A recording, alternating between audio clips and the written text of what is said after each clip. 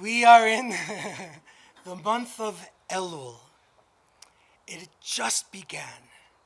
And it's an extraordinary time on the Jewish calendar. There is a custom, we mentioned it last week as we were moving into Elul, that there's a tradition of reading a certain psalm. It happens to be Psalm 27. And for some people's traditions, they will read this psalm every single day, and it leads you all the way to Rosh Hashanah, already to the very first day of the Jewish New Year. So we have the month of Elul to kind of practice getting our teshuvah on. Teshuvah is this idea of repentance. It's atonement. But I have a hard time with those words in English. They don't really make a lot of sense to me. In teshuvah is the word shuv, which means a turn or even a change. And I understand changing my direction. I understand how I need to recalibrate myself in some ways to think about how do I want to live in this world. The truth is, I try not to wait for Elul or even Rosh Hashanah. I think I have a lot of work to do. And so this is something that I turn to over and over and over again. But the rabbis also knew that life was hard and complicated and busy. And so they said, okay, everyone, focus in this month. Let's look at this psalm. And in the beginning of the psalm, it says, Echad sha'alti me'et Adonai, ota avakesh shifti b'veit Adonai kol yemei chayai. One thing I ask of Adonai, only that do I seek, to live b'veit Adonai, to live in the house of the Holy One all the days of my life. Some people are going to look at that and say, wow, that's really awesome and intimate. It's not like God out there and strong and powerful and scary. This is an intimate, kind of personal, loving connection. And others are going to say, whoa, that's a lot of God. I understand. We have both in our tent and everybody in the middle. But I think there's lots of ways for us to be able to look at this idea. One thing I ask of the holy, the divine, only this, to live in the house of the eternal, in safety, in shelter, with love and comfort, all the days of my life. I find that to be really pretty beautiful. And I think it's super hard. I think it's super hard to be in that space every day to say, this is really what I want to do, and I'm not going to get annoyed with someone who cuts me off or whatever else might be happening in my space. I still think it's so beautiful. And I don't believe that the way we need to approach being Jewish, for those of us who choose that path, it doesn't have to be the all or nothing path that sometimes we've learned about in our childhood. There's a path that is aspirational. There is something we can strive to do. There is something about living with comfort and peace as an aspiration that gives me such comfort because I don't have to be perfect. And God knows that I'm not. But how do we even know if we're in that space? How do we even know how to potentially get to that space? I think when we're feeling low or weak or vulnerable, the writers of the Psalms say that we should find God's presence. But a lot of us in our modern days kind of feel like God has to come to us. You should come and save me. I don't think it's that simple. Not on either side. If we were to keep reading the psalm, it's going to say that God's going to show up for us, and that not only that, we will be sheltered, and that God will raise us up on a rock. That's a powerful image. Raise us up on a rock. That's really being grounded. That is standing on solid ground. Right? I'm not going to slip so easily if I'm standing up on a rock, and God's going to help me get up there. But I, like you, sometimes I'm not necessarily feeling that God's going to say, okay, Fred, here you go. stand on good ground. If only it would be that simple, and it's not. So what do I have to do about this? The psalm is going to continue in the text. After God promises in the psalm to protect the people, the psalmist, the writer of the psalmist shares a plea that seems a lot like exasperation, like a spiritual and emotional fatigue. And the writer pleads not to be forgotten. Pleads to God, don't forget me, even after all of these promises that God said with the rock and the shelter, all of it. Still is another time the person is going to say, don't forget about me. And I find that to be so human. And I think we wrestle with that. A lot. The psalmist then is going to say this, and it's kind of strange.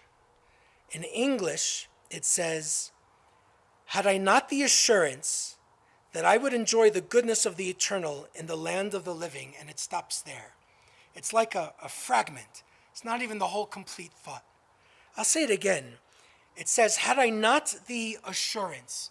Maybe we change the word assurance to confidence, to faith, to the belief, maybe even the hope. I think ultimately the psalm is saying, I don't think I would have made it this far if I didn't have this knowing, this assurance, this faith that I actually wasn't alone. That maybe I would have stumbled way earlier if I just thought I was always alone. But I'm not. And for some people, we're never alone. They feel like they're never alone because God is with them, whatever that means. Others are not so sure yet, but have love of family or friends or family. We have students. We have teachers. We have mentors. We have all of these different people in our lives that can show up for us. So is that God? Is that individuals? Is it people acting godly? You choose. That's up to you.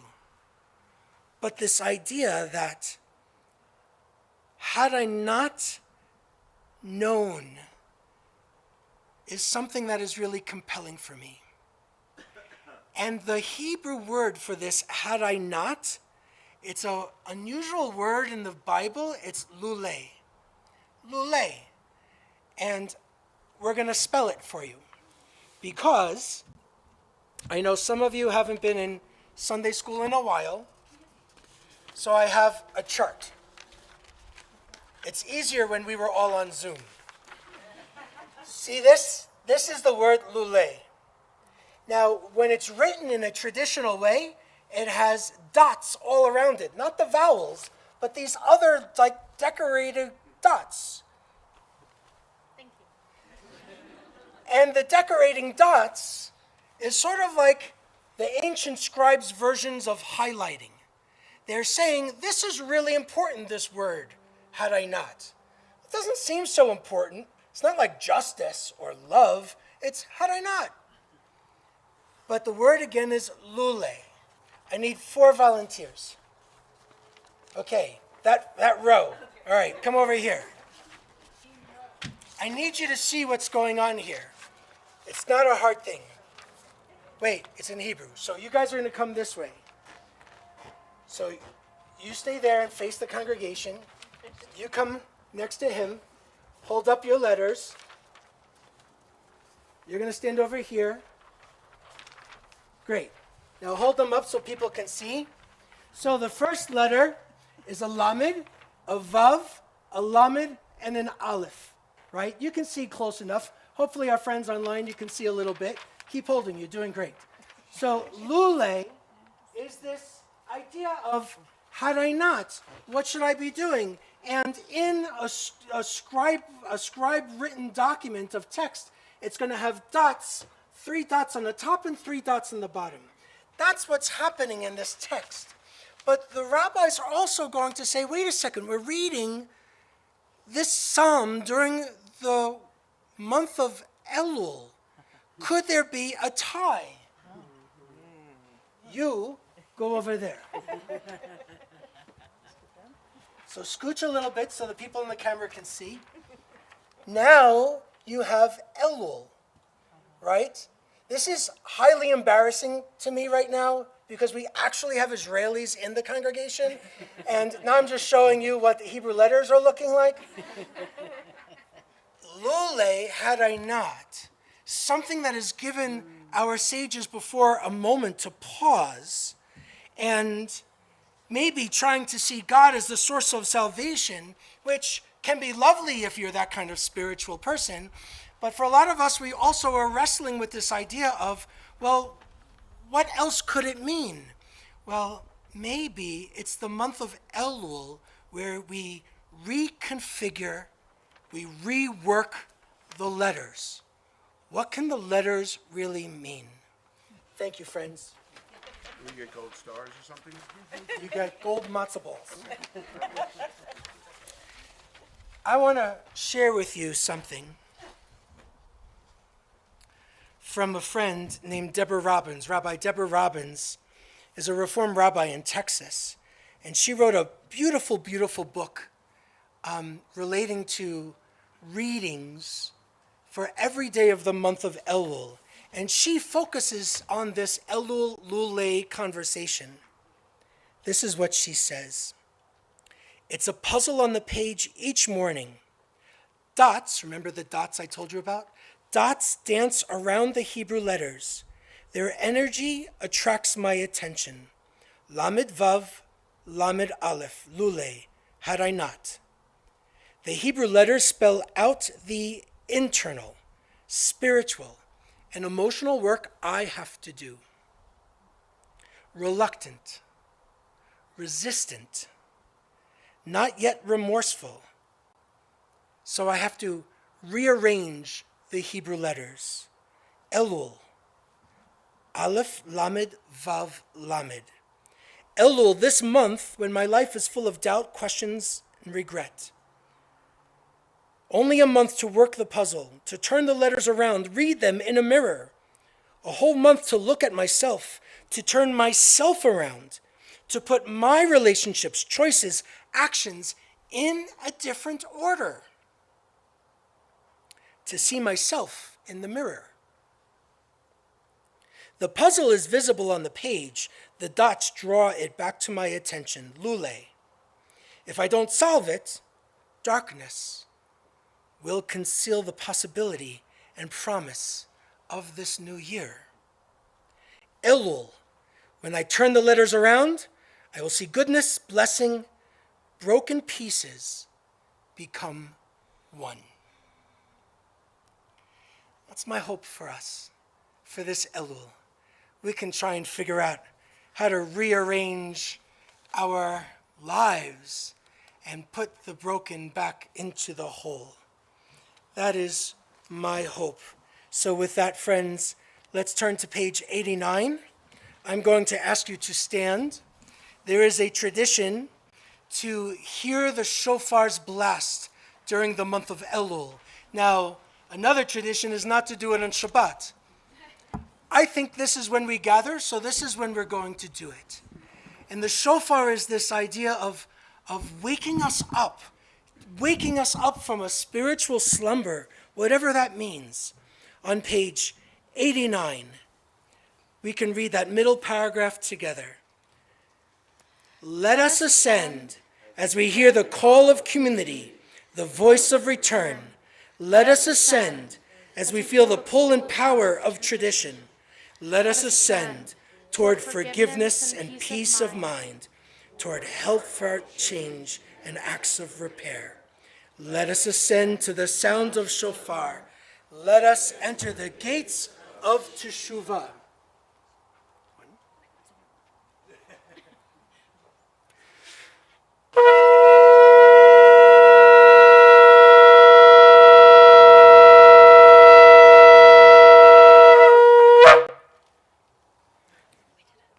May be seated.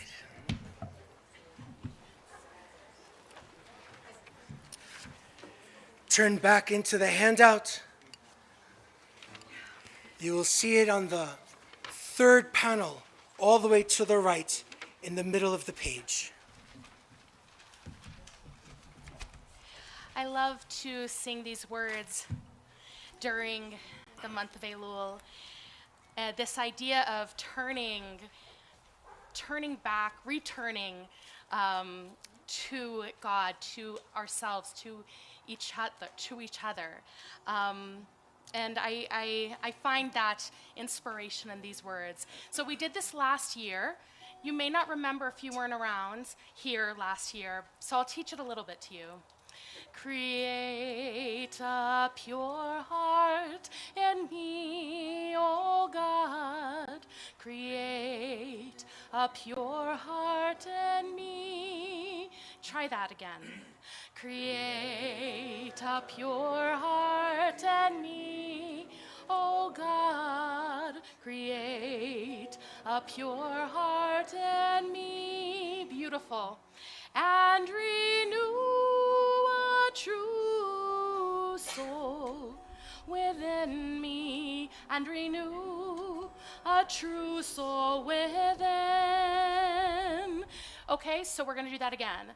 And renew a true soul within me, and renew a true soul within. It repeats kind of. And renew a true soul within me, and renew a true soul within. And the tricky part, almost every time I lead this, it's true soul, not, so like you got to do all the notes. True soul within me. You got it, okay? So we'll try it again from the top. Create a pure heart in me, O God. Create a pure heart in me. Oh, create a pure heart in me, O God. Create a pure heart in me, and renew a true soul within me, and renew a true soul within, and renew a true soul within me, and renew a true soul within. Create a pure heart in me, O God. Create a pure heart in me. Create a pure heart in me, O God. Create a pure heart in me. And we're going to come back to that at the end of the service. Beautiful. Page 78.